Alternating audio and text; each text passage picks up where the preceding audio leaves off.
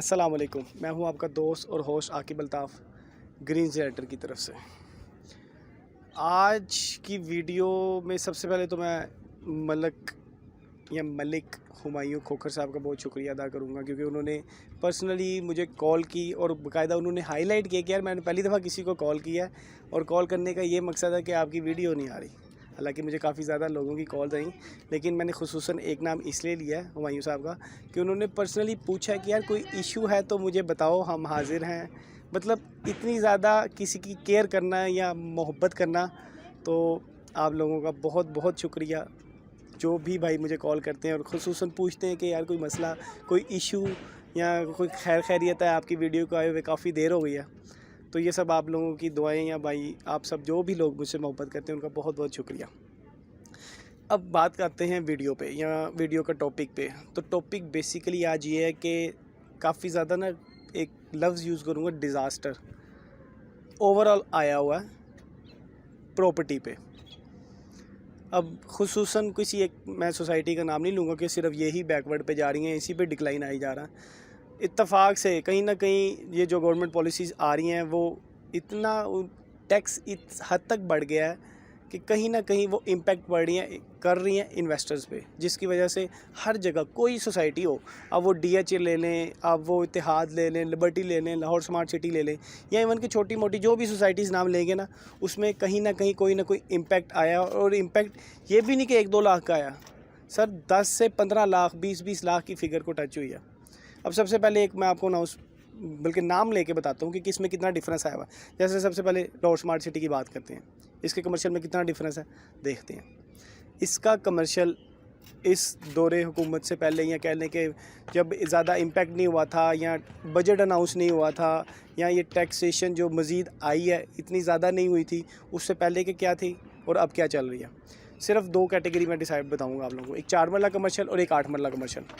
4 मरला कमर्शियल अब से पहले तक, या कह लें कि इस टैक्सेशन की अनाउंसमेंट तक या इम्प्लीमेंटेशन होने से पहले तक, 4 मरले ने अपनी जो मैक्सिमम पीक देखी थी लाहौर स्मार्ट सिटी में, क्योंकि तब मैं वो कर रहा था, तब 65 लाख थी।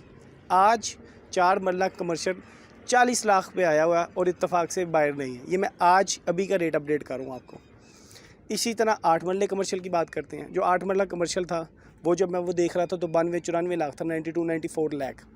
अब इत्तफाक से वो 70 की ब्रैकेट में आया हुआ। बात वही है कि बाहर नहीं है। ये हो गई लाहौर स्मार्ट सिटी।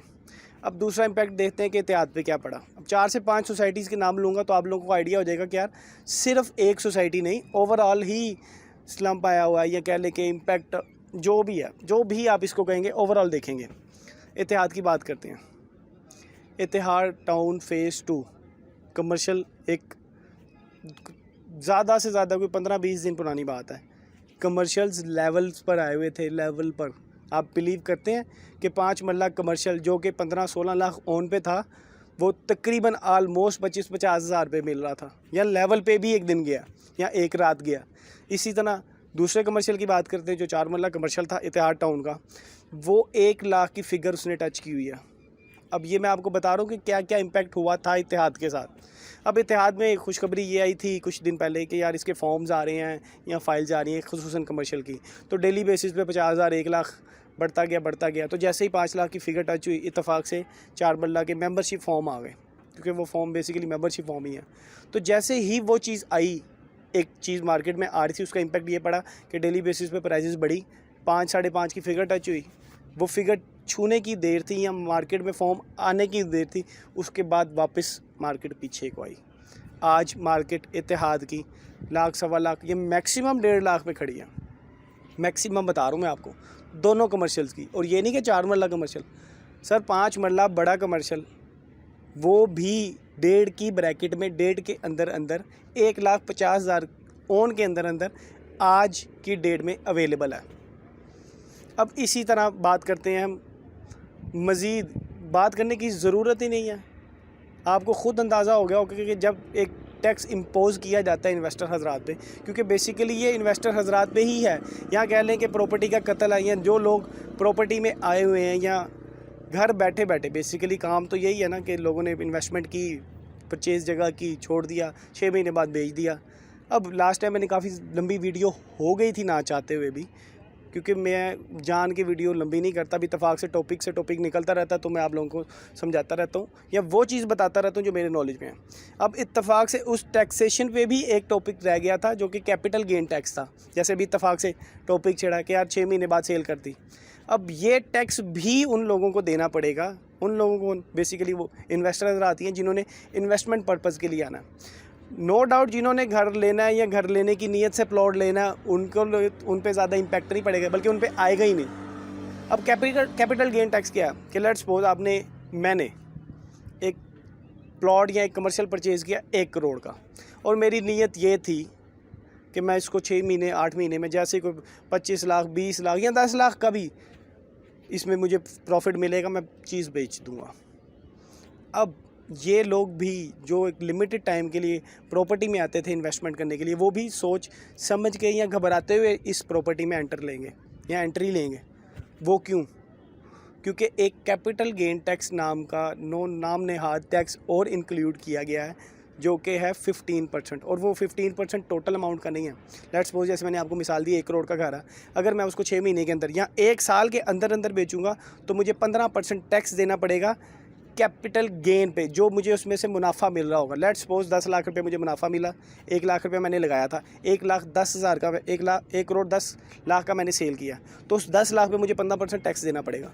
ये टैक्स कंटिन्यूसली 2.5% करके कम होता जा रहा है। पहले साल 15%, दूसरे साल 12.5%, तीसरे साल 10%। इस तरह जो भी इन्वेस्टर हजरात 6 साल तक उस प्रॉपर्टी को रखेंगे और उसके बाद सेल आउट करेंगे तो वो टैक्स फ्री होगी प्रॉपर्टी। मतलब ये सादे अल्फाजों में या खुले अल्फाजों में कि आपके इन्वेस्टर हजरात को बाउंड किया जा रहा है कि जनाब आपने कोई और तरीके ढूंढे पैसे कमाने के, प्रॉपर्टी अभी पैसा कमाने का तरीका नहीं रहा। ये मैं अपने अल्फाजों में बता रहा हूँ, आप ख़ुद समझ सकते हैं कि। और एक रेंटल इनकम पे भी लेट्स सपोज एक टैक्स है जो तीसरे किस्म का। एक तो था ना कि आपने पहला फाइलर के लिए 1% या 2% होल्डिंग टैक्स जिसे कहते हैं। तीसरा टैक्स ये है कि लेट्स सपोज आपके नाम पे एक घर है, आपने दूसरा घर या तीसरा घर मज़ीद परचेज़ किया, अब उसकी भी टोटल वैल्यू पे 1% आपको टैक्स देना पड़ना है। अब वो टोटल वैल्यू पे 1% ही बनता है, हालांकि घुमा के कैलकुलेशन करें ना तो उन्होंने एक जो भी FBR वैल्यू या DC वैल्यू उसकी निकलेगी, उसका 20% वो as a rental income show करेंगे आपके अकाउंट में, आपकी FBR में। उस 20% पे वो 5% टैक्स इम्पोज करेंगे। तो ये पूरी घूम आगे कैलकुलेशन बनती है 1%, जो कि मैंने आपको बता दिया, वो 1% आपसे टैक्स इम्पोज करेंगे और वो लिया जाएगा। तो ये 3 किस्म के डिफरेंट टैक्स थे। पहली टैक्सेशन की है, पहली जो कह लें कि जो पहला टैक्स था होल्डिंग टैक्स, उसकी वीडियो मैंने ऑलरेडी बना चुका हूँ। 2 किस्म के टैक्स थे वो अभी हाईलाइट कर दिए। अब घूम फिर के बात आती है लिबर्टी लैंड की, कि लिबर्टी लैंड अभी तक मार्केट स्लो क्यों है, तेज़ क्यों नहीं हुई। आप लोग कॉल करते हैं, ओबियसली आपका कॉल करना बनता है या आपका पूछना बनता है कि यार हमने ऑलरेडी इन्वेस्टमेंट की हुई है, हमें तो ये उम्मीदें थी कि TVC आएगा तो मार्केट में इम्पैक्ट पड़ेगा। TVC जिस रात को आया था इत्तेफाक से, उस रात को कोई 30-40 हज़ार में डिफरेंस नज़र आया था, लेकिन वेरी नेक्स्ट डे चीज़ें सेम वापस उसी सिचुएशन में आ गई थी जहाँ पर वो ऑलरेडी खड़ी थी।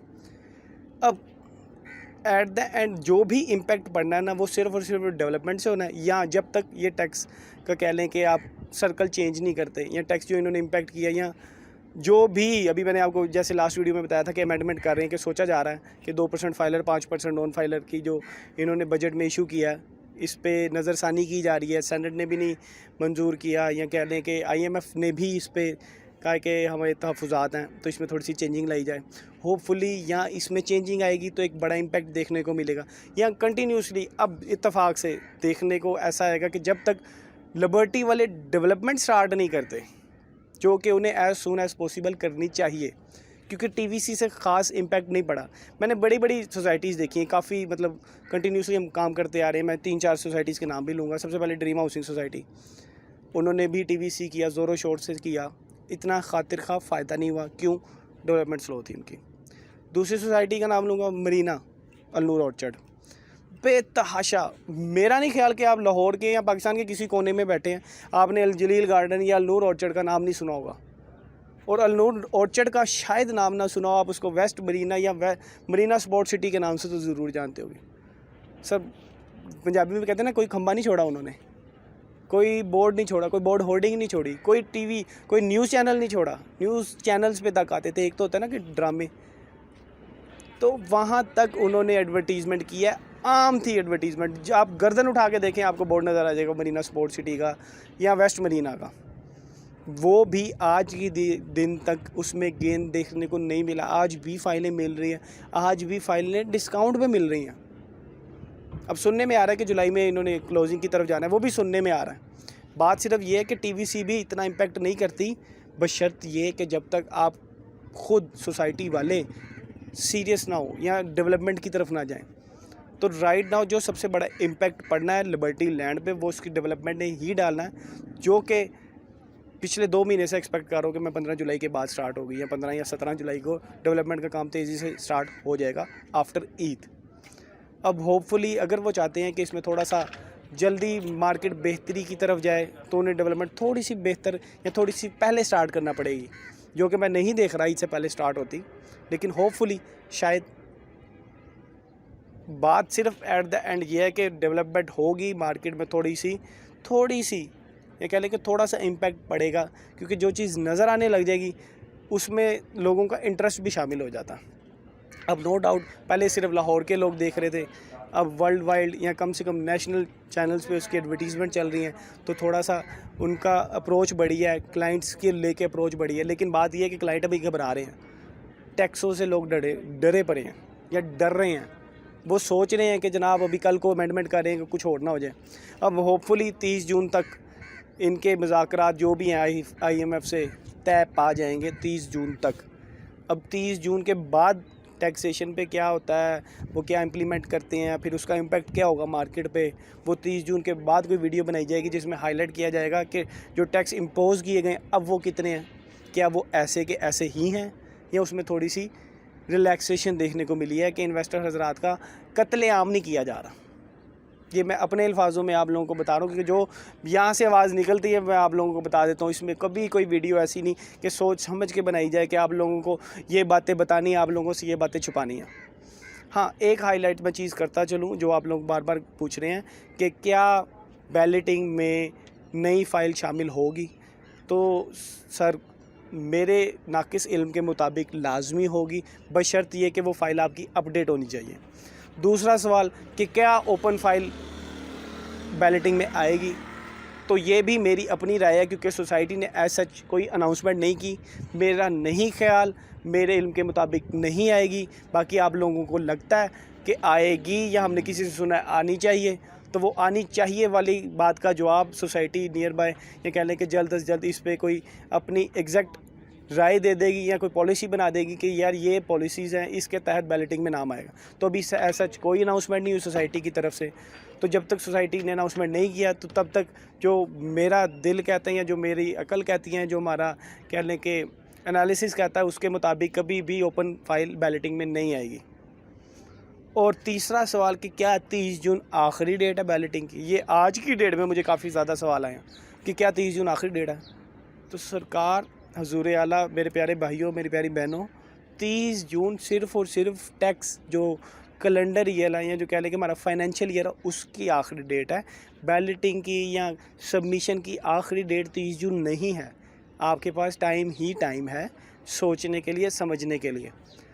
एक लास्ट सवाल जो कंटिन्यूसली हुआ मेरे से पिछले इन 3-4 दिनों में, क्योंकि मैं घर पे था, और रीज़न भी बता देता हूँ मैं आप लोगों को, क्योंकि मैंने खोकर साहब को बता दी थी कि मेरे घर में मेरी वालदा की बरसी थी, तो जिसकी वजह से मैं नहीं आ पाया। सारे रिश्तेदार वगैरह साथ थे, तो आप लोगों से खुसूसी दुआ है कि मेरी वालदा के लिए अगर आप दुआ कर सकते तो लाजमी कीजिएगा। बाकी जो एक कंटिन्यूसली सवाल मुझे सोच देखने को मिलता है कि क्या ओपन फाइल हमें नुकसान देंगी।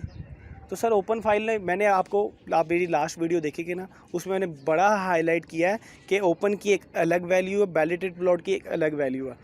लेट्स सपोज 100 बंदे हैं तो 50 सिर्फ़ और सिर्फ फाइलों का ही काम करते हैं, और 50 बंदे ऐसे जो सिर्फ़ और सिर्फ नंबर लगे बैलेटेड प्लॉट का काम ही करते हैं। तो इस खुसूसी टॉपिक के लिए कि ओपन रखें या बैलेटेड रखें, बैलेटेड फॉइल लें या बैलेटिंग की तरफ जाएँ, उसमें आप लोग लास्ट वीडियो देखेंगे तो वो थोड़ी सी बेहतर रहनुमाई मिल जाएगी। तो आज के लिए सिर्फ इतना था कि जब तक टैक्सेशन में थोड़ी सी रिलैक्सेशन नहीं आती, या दूसरा ना करते हुए 1-2 हफ्ते हमें और थोड़े ऐसे ही गुजर जाएंगे। ईद तक काम मुझे अब पहली दफ़ा मुझे और बड़े कहने के समझ नहीं आ रही मैं आप लोगों को कैसे समझाऊं कि मैं फ़िलहाल ये 2 हफ़्ते कम से कम ईद तक तो मार्केट का कोई अच्छा फ्यूचर नहीं देख रहा। ये मेरी अपनी पॉइंट ऑफ व्यू है। अल्लाह करे कि मैं गलत साबित हो जाऊँ इसमें और काम जल्दी से जल्दी हो जाए, चीज़ें तेज़ हो जाएँ, रेट बढ़ जाएँ, क्योंकि अभी इन्वेस्टर घबराए हुए हैं, क्लाइंट्स घबराए हुए हैं, वो इस साइड पे नहीं आ रहे।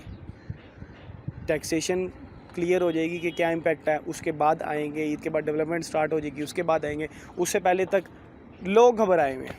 बात सिर्फ इतनी है। बाकी आप लोगों से गुजारिश है आखिर में कि अपने भाई को दुआ में याद रखिएगा और अपना खुसूसी ख्याल रखिएगा। अल्लाह हाफिज़।